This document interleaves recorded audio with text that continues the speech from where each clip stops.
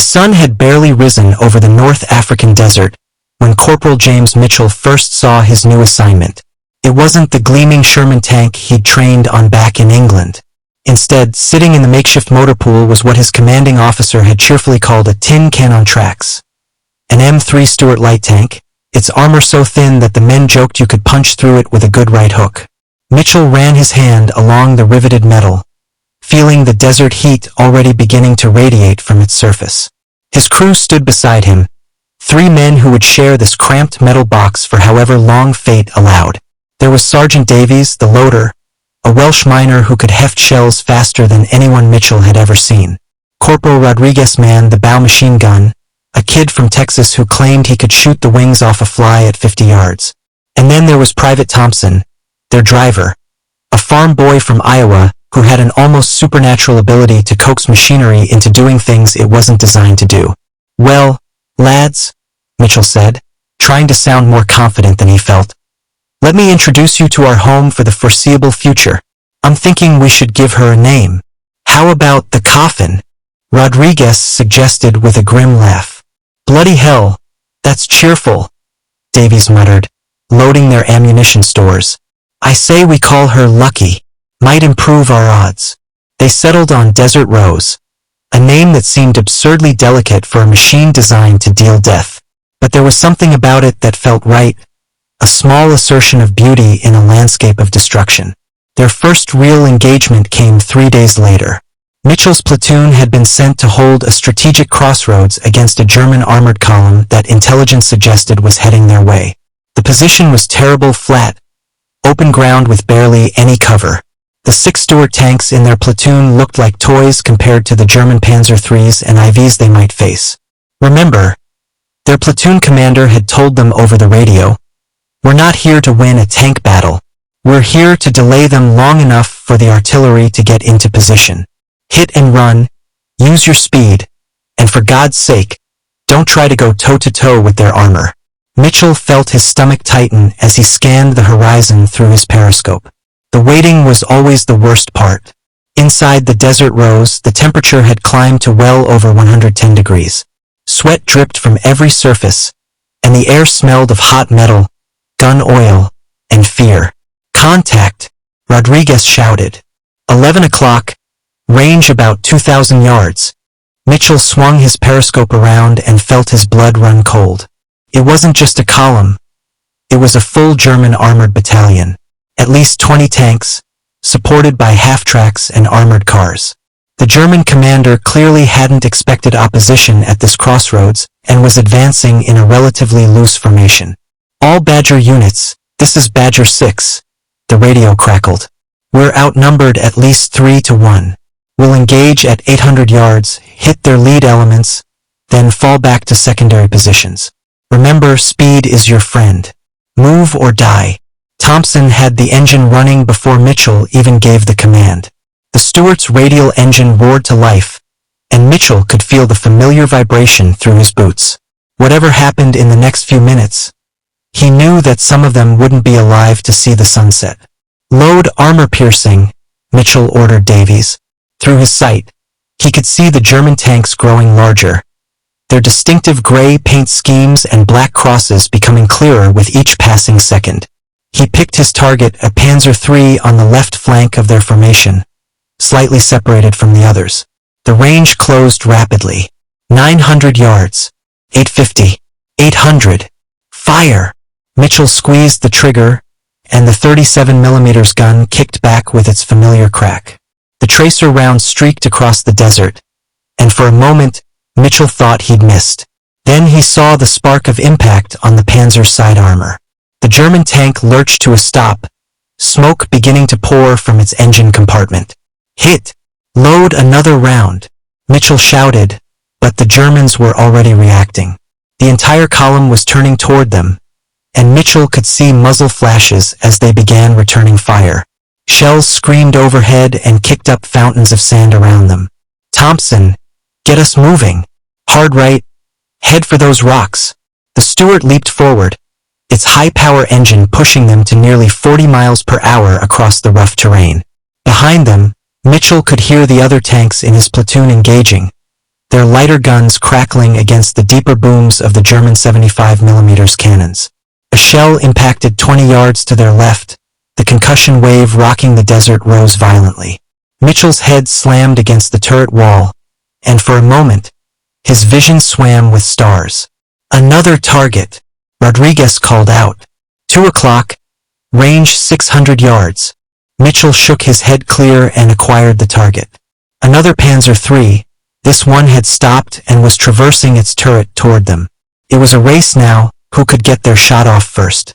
Mitchell could actually see the German gunner through his periscope, a pale face concentrating on his own sights. Fire! Mitchell yelled, and Davies had the gun loaded so quickly that Mitchell's finger was still on the trigger. The shell flew true, but it ricocheted off the German tank's frontal armor with a bright spark. Not enough penetration. Bugger! Load another. The world exploded. The German shell hit them square on the front glassy plate. The thin armor of the Stuart should have been penetrated instantly, and they all should have died in a ball of fire and shrapnel. Instead, by some miracle, the shell hit at an extreme angle and glanced off, though the impact was so violent that it threw the entire tank sideways. Thompson lost control, and they slid into a shallow wadi, tilting dangerously to one side. For a moment, there was silence except for the ringing in Mitchell's ears. Then Thompson's voice, shaky but alive. Everyone okay? Mitchell did a quick check. Davies had a cut on his forehead, and Rodriguez was nursing what looked like a sprained wrist, but they were all breathing. The Desert Rose's engine was still running, but they were stuck at a 45-degree angle, and Mitchell could see through his periscope that they were invisible to the Germans. The wadi had hidden them perfectly. Badger 4, report. The radio crackled with their commander's voice.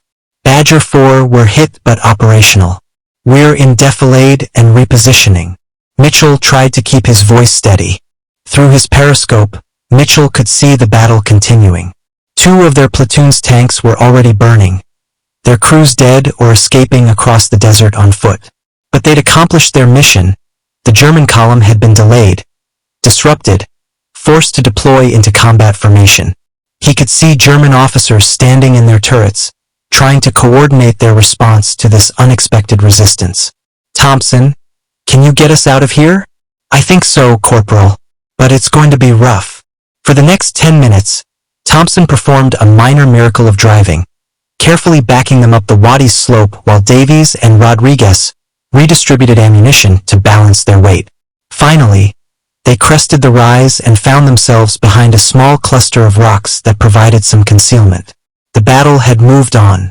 The German column was advancing toward the now evacuated first position, but Mitchell could hear the distant thunder of friendly artillery beginning to fall on their position.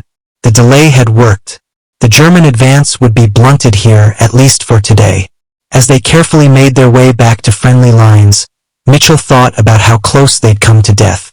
The shell that should have killed them all but hadn't. The wadi that appeared at exactly the right moment. The crew that had kept their heads and worked together under fire. That night, as they performed maintenance on the Desert Rose, checking every inch of her for damage, Davies found the impact point from the German shell.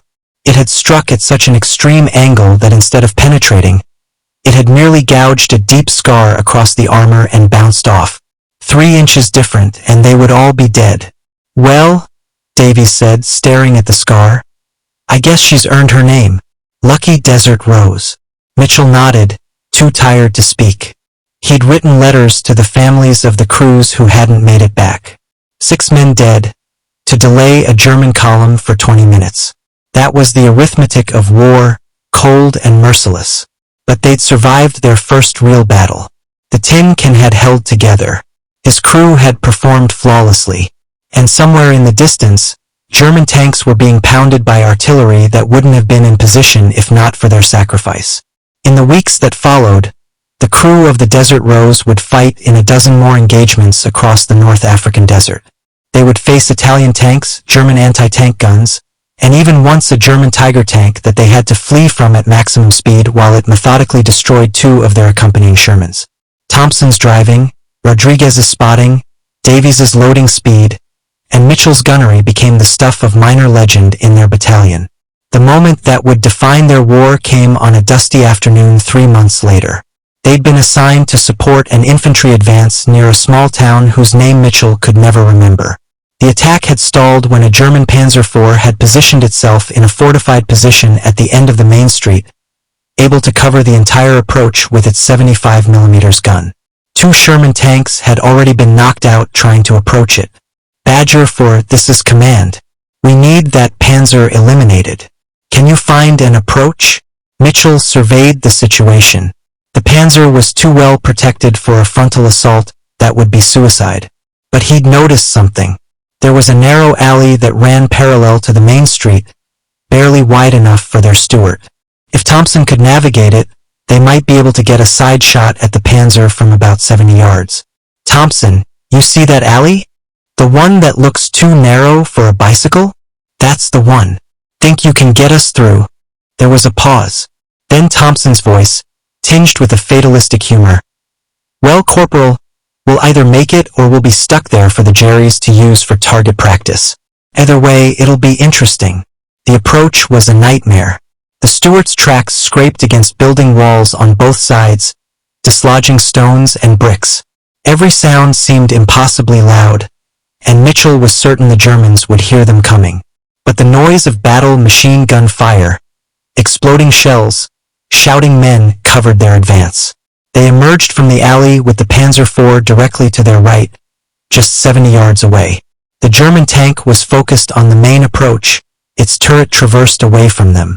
For a moment Mitchell froze. It was the shot every tank gunner dreams of and dreads, a clean side shot at point-blank range on a superior enemy tank. Miss and they'd be dead before they could reload. On target, Rodriguez confirmed. Fire! Mitchell's voice was steady, despite the adrenaline screaming through his veins. The 37mm gun cracked, and the armor-piercing shell covered the short distance almost instantaneously. Mitchell saw it impact the Panzer's side armor, right at the junction between the turret and the hull, a weak point. The shell penetrated. For a heartbeat, nothing happened. Then smoke began to pour from the German tank's hatches, followed by flames. The crew began bailing out, and Mitchell could see the shock on their faces as they realized where the killing shot had come from. Reverse! Thompson! Get us out of here! Mitchell shouted, and the Stuart shot backward down the alley as German infantry, now aware of their position, began firing at them. Bullets ricocheted off their thin armor, and Mitchell could hear Rodriguez returning fire with the bow machine gun. They made it back to friendly lines with a dozen new scars on their armor but no casualties. The infantry advance resumed and succeeded. That evening, their company commander came to personally congratulate them. That was the finest piece of tank work I've seen in this war, he told them. Command is putting you in for commendations. But the real reward came from the infantry they'd supported. A sergeant brought them a bottle of captured German schnapps and a simple message. You saved my boys. Thank you. The war in North Africa would end eventually, and the crew of the Desert Rose would be shipped to Italy for the next phase of the campaign. They would survive the war, all 4 of them, though the Desert Rose herself would finally meet her end near Cassino, knocked out by an anti-tank gun while covering a retreat. They would be assigned a new tank, a proper Sherman this time, but none of them ever felt quite the same about it. Years later, long after the war, Mitchell would gather with his crew at reunions. They would tell stories about the Desert Rose, about the tin can that refused to die, about impossible shots and miraculous escapes. And they would remember the men who hadn't made it home, the ones who'd fought beside them in that desert hell. Davies would always end their reunions with a toast. To Lucky Desert Rose, the finest tin can that ever went to war. And they would drink, remembering the days when they were young and terrified and alive in ways they would never be again, crewing a tank that everyone said was obsolete and inadequate, proving that sometimes courage and skill could overcome the arithmetic of armor thickness and gun caliber. Proving that in war, as in life, it's not always the biggest or strongest who survive. Sometimes it's the quickest, the luckiest, and the ones who refuse to give up. The desert had taken so much from so many, but it had also forged them into something they could never have imagined: brothers in the truest sense, bound by shared terror and triumph, men who had looked death in the face and somehow lived to tell.